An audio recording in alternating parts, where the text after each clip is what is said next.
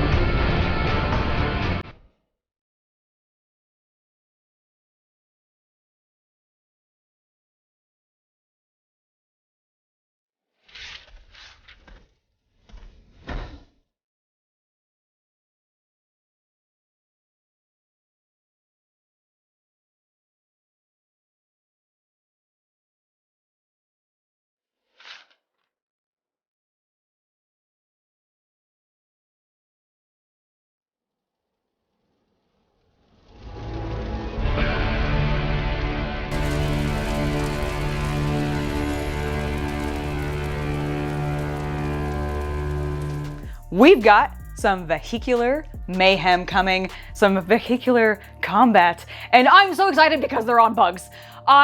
Let's talk about Necromunda Ash Wastes first. We've seen the really cool trailer. There's lots of really cool models coming in. I do dig the Awlrachs, and their Outrider quads are very, very cool. I am convinced, canonically, that this is where the Imperial Fists, like Outriders and fast attack units come from, is specifically this portion of the Awlrach gang, just because of those buggies and everything. Just imagine them converting it into like that Space Marine buggy that recently released. It would just work perfectly. But the thing that I really want to talk about is the introduction of a brand new gang, which they have very Imperial? It's not Imperial, it's very unenthusiastic and uninspired. That's the word I'm looking for, because they call them the Ash Waste Nomads. Thank you. Yes, they live in the Ash Waste and they're nomads. Very, very solid name. So wait, your problem is just with the name? Yes, I love everything else about them. I just think that their name is really lame because it's very dull. However, the nomads themselves look amazing, and also a lot like Tusken Raiders, which I think is very funny and completely on my mind a lot right now because I just finished watching the Boba Fett series a little while ago, and that really had some heavy focus on the Tusken Raiders. And then if you look at the terrain that is coming in this big box set, it also looks like it could just be plopped out of Tatooine and put into a 40k world, and there you go, you got it. Which I actually kind of dig because it gives a lot of opportunities for Legion players to have some other types of terrain added in, or vice versa. You can now, like, I don't know, bring Legion terrain into Warhammer 40k because you can put it in this Necromunda Ash Waste landscape and go, that's the world it's on. It works either way, so you can now make the terrain more versatile. But let's actually talk about what's coming in the box, because there's a lot, and it's a big, thick box. Oh my gosh, they lifted it up on the live stream and showed it off, and it is a really big boy. I imagine it's going to be one of those $300 USD boxes or more.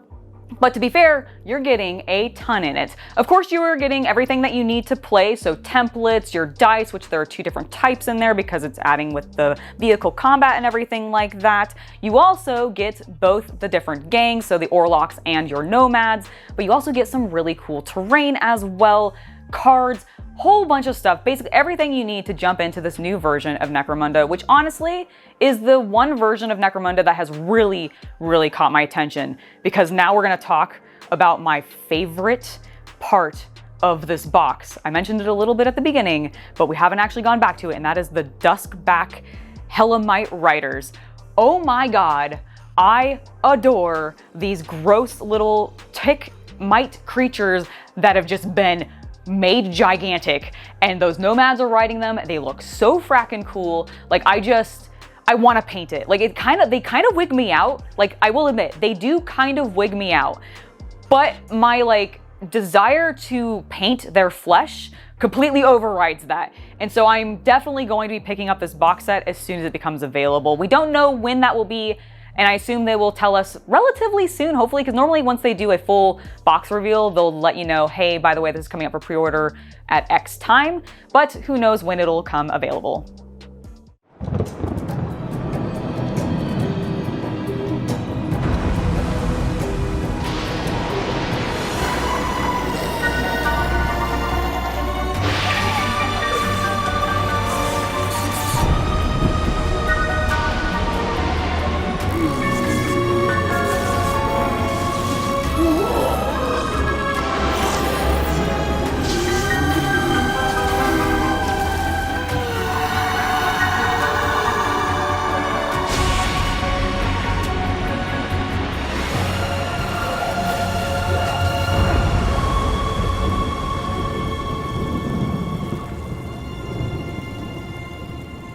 Next up, we're going to talk about something that I'm a little less enthusiastic about, but it's still cool to see that it's become available. We've got the next set for the Harrowdeep Underworlds kit, and it is the Exiled Dead, which at first I thought I was going to be really into because the preview model that they showed had this Frankenstein guy with this one really bloated arm, and it looked really cool. And now that I've seen the rest of the models, I honestly feel like they're kinda lazy, and I feel like that's been the case for most of the Harrowdeep models so far. I wasn't really impressed with the ogre with all his little critters previously, and I'm not super impressed with these undead creatures either. Like, the sculpts are fine, but the thing that bothers me is all the Tesla coil science-y stuff that's sticking out of them really feels tacked on. Like, it doesn't actually feel like it incorporates well into the models, and I think it's a huge missed opportunity when they're doing this underwater setting to not somehow incorporate the pirate coast. Like, I know that technically Harrowdeep is set in the Age of Sigmar world and not the old world, but you could easily convert Silostra or Harkonnen, yeah, like Harkon or anyone, like any of those characters into models for this game, and they would look amazing. And again, it's an underwater theme. Go with the barnacles. Just do it. It would have been way cooler than I think what we got. It's that time of the video where I interrupt to tell you about my Patreon and to let you know that we just added a Discord server which all tiers get access to. So if you're wanting a way to chat with me, share with me your projects, or just tell me what board games you're playing, definitely make sure to check the link below and check out my Patreon.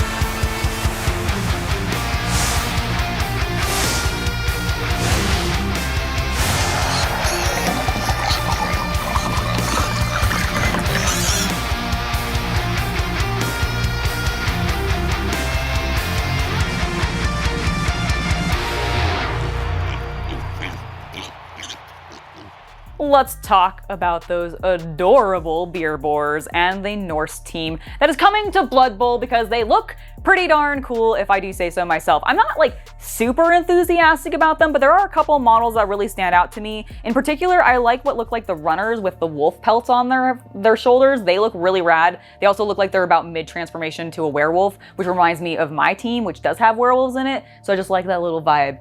And then I also actually really like the two female throwers that they have, which seem to be the only two female players on the team. And I find it interesting that they're both the throwers. I actually really like that. I think it's kind of fun. Have we confirmed the gender of the beer boards?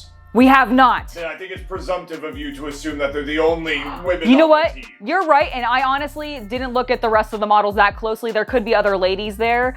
However, I really like these two ladies. They look kind of Valkyrie-esque, and I really dig that. Also, just the beer boars. We're gonna come back to them because they're tiny and adorable, and they have little beer kegs on the back, and this is why I love Blood Bowl. Because one, the game is just wild and fun, but they also get to do ridiculous and dumb things with the models and get away with it because it completely fits the aesthetic and theme of the game, and it's just, honestly, probably one of my favorite Warhammer just games out there that GW makes.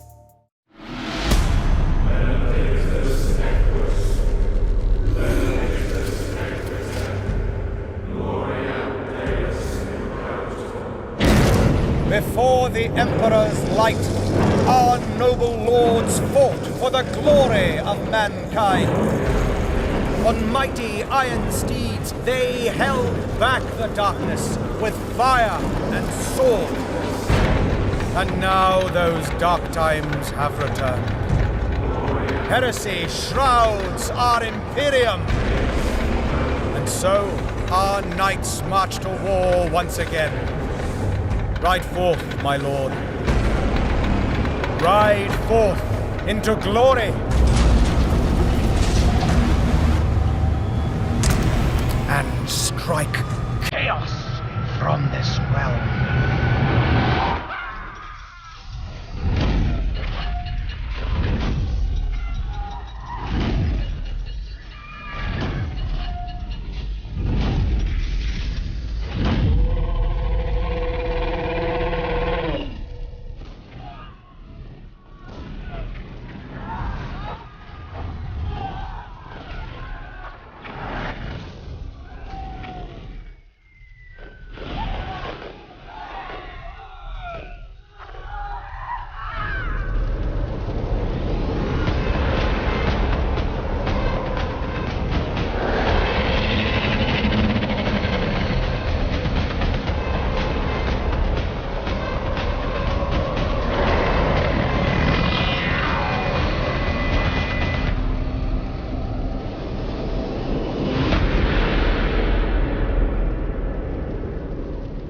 Welcome to the frackin' grim darkness of the 41st millennium.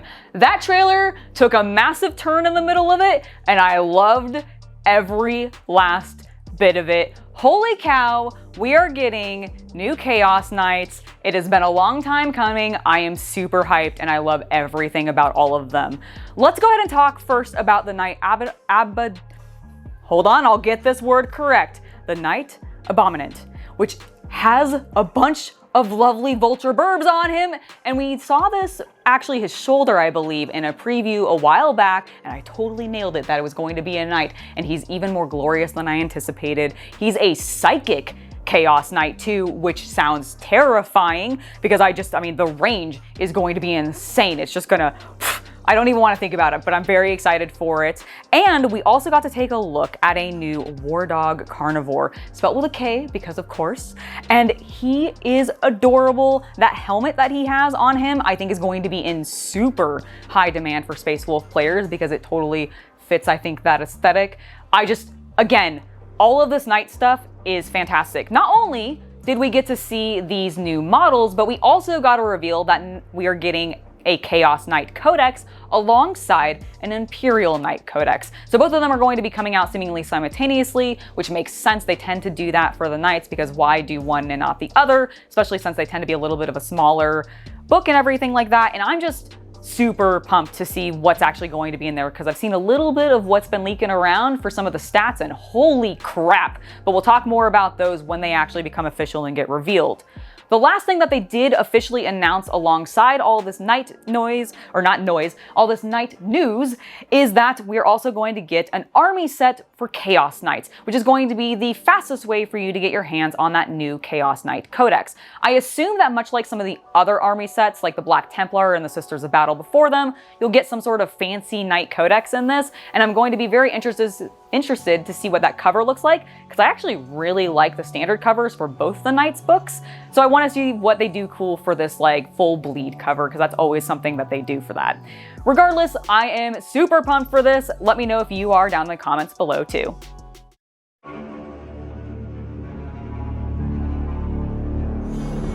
This is the era of the beast. Thondian, the greatest of Gur's plains, has changed.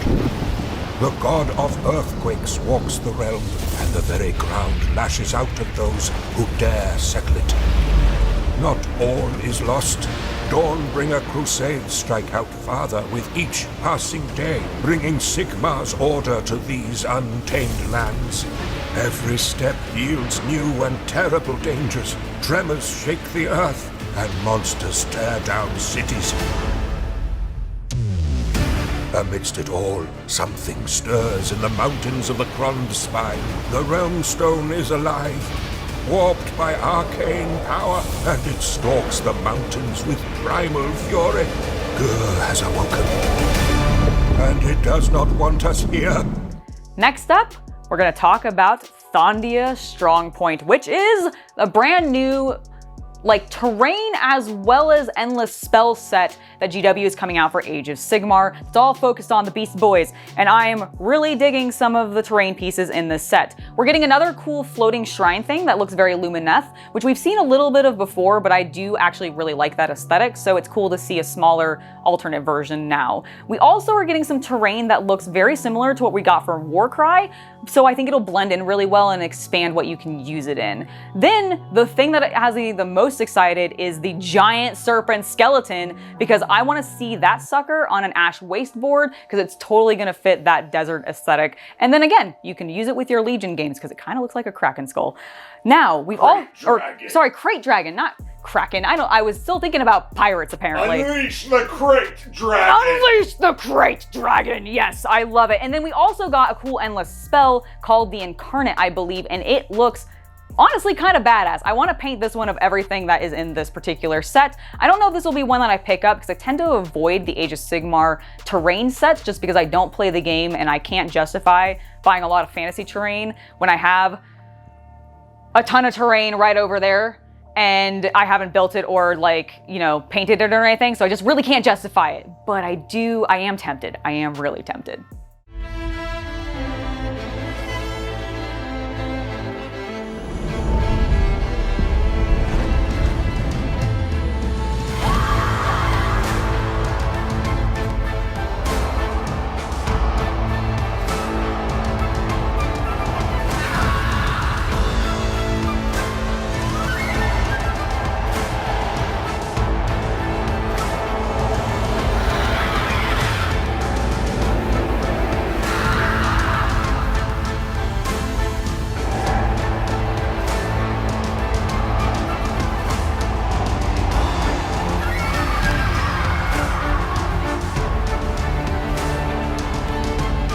Sticking in the realm of Age of Sigmar, we've got Awlrach the Drowner, who honestly just reminds me immediately of the Mariner from Elden Ring, because I've been playing a ton of that game, and so now whenever I see undead things in a boat, it's the Mariner. I actually do really like this model, although I will admit I'm a little actually over Nighthaunts. I feel like we get a ton of them constantly, and I honestly don't find the aesthetic super appealing anymore, because it's gotten a little bit redundant, if you ask me. They haven't really actually adapted or done anything new with the ghosts. They just keep haunting various wooden things. And while that is cool and the aesthetic is nice, I don't know, I'm just not into it as much. But the model is really neat, and I think seeing what people do with it paint-wise is going to be awesome.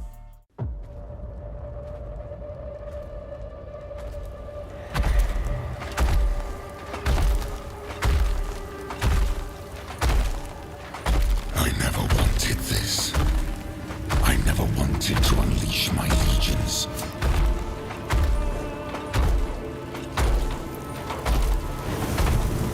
Together we banished the ignorance of old night. But you betrayed me. You betrayed us all. You stole power from the gods and lied to your sons. Mankind has only one chance to prosper. If you will not seize it, then I will!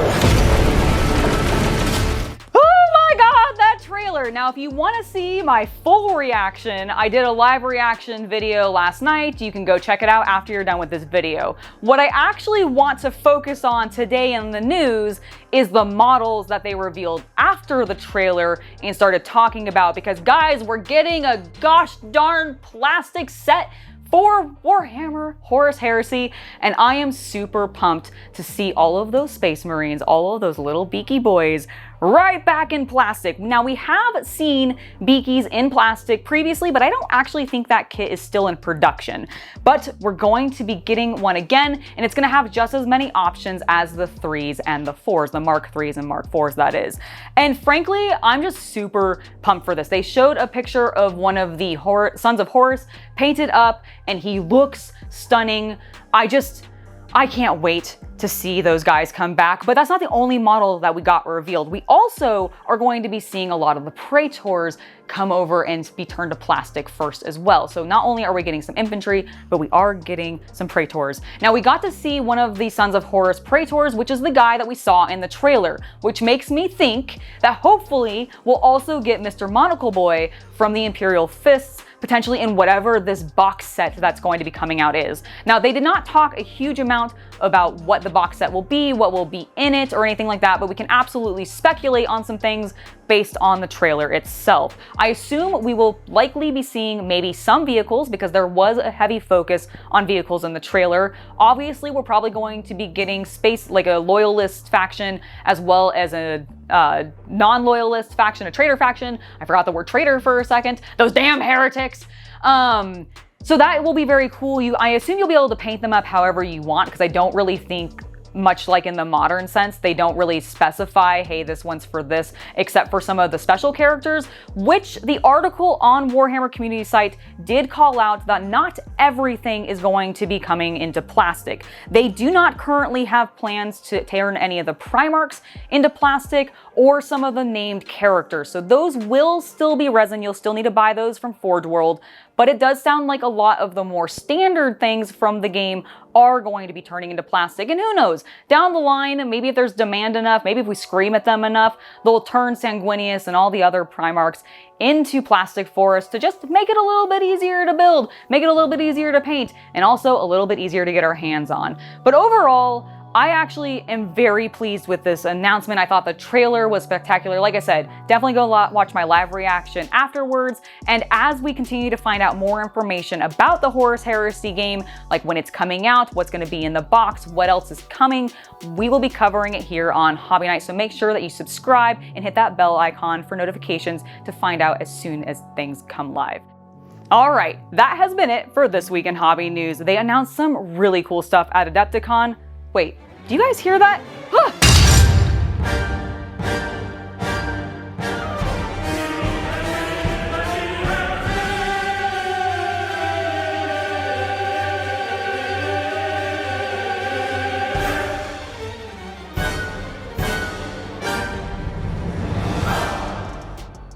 By the full ruinous powers, they did it! Oh my god, they did! They finally gave Chaos Space Marines 2 wounds!